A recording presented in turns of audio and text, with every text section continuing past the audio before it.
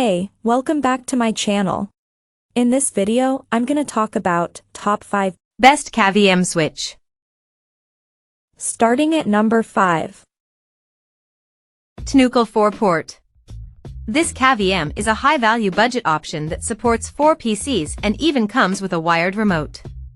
Interestingly, it came in the very same packaging as the Dgodrt 2 PC KVM.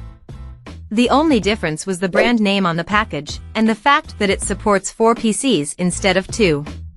All signs point to the same manufacturer. It even has the same cords as the Dgodrt, blue tips with HDMI on one side and HDMI/USB connectors on the other. This KVM is also incredibly light, like the Dgodrt, which tends to suggest cheap construction, rather than a beneficial feature. But you get what you pay for, and if these details don't bother you, it's a high-performing basic 4 PC option that includes a wired remote. Coming at number 4. IOGear 2-port. This KVM from IOGear has the same core features as the previous one: wired remote, 2 USB ports, and permanently attached input cables. Beyond that, the standout feature is superior video and sound quality, hence the higher price.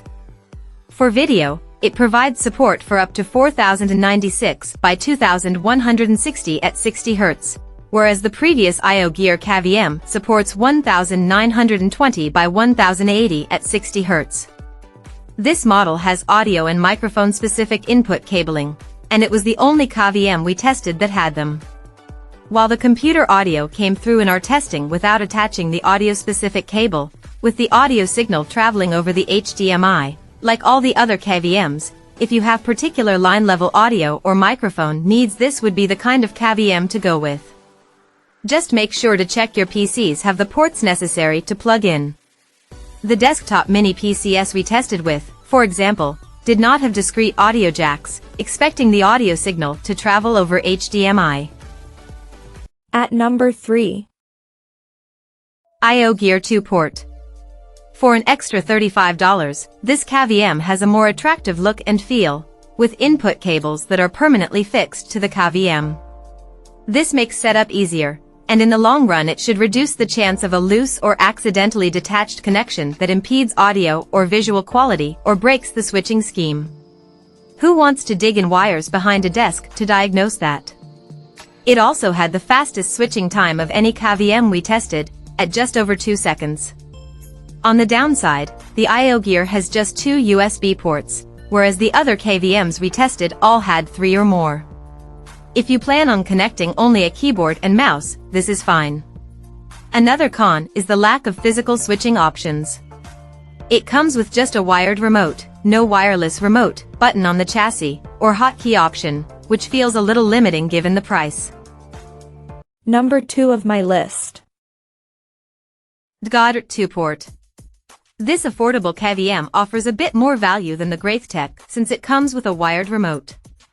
That means you can put the KVM out of sight, as long as it's still close enough for the remote's cable run. But it has only 3 USBs for peripherals, in case you needed the GREATHTEK's 4th. The included computer to KVM cords are multi-headed, with an HDMI on one side that plugs into the KVM. With just 1 cord per PC, this keeps the KVM area less cluttered. The other end of that same cord breaks into 2 parts to plug into the PC, an HDMI for the PC's video out, with an additional USB cord attached.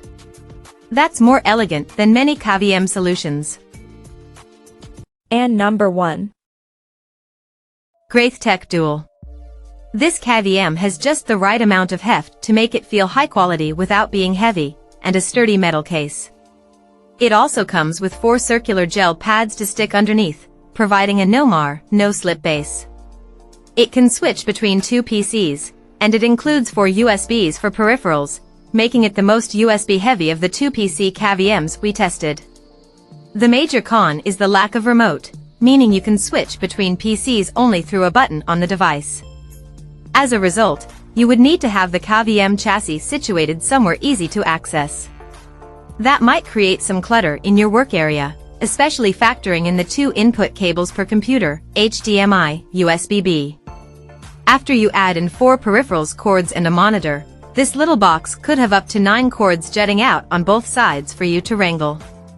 Also, the USB 2.0 nature of the USB ports is fine for connected peripherals like a keyboard, mouse, or printer, but we wouldn't use these ports for external storage, especially portable drives that need USB 3.0 speeds and power over the USB port.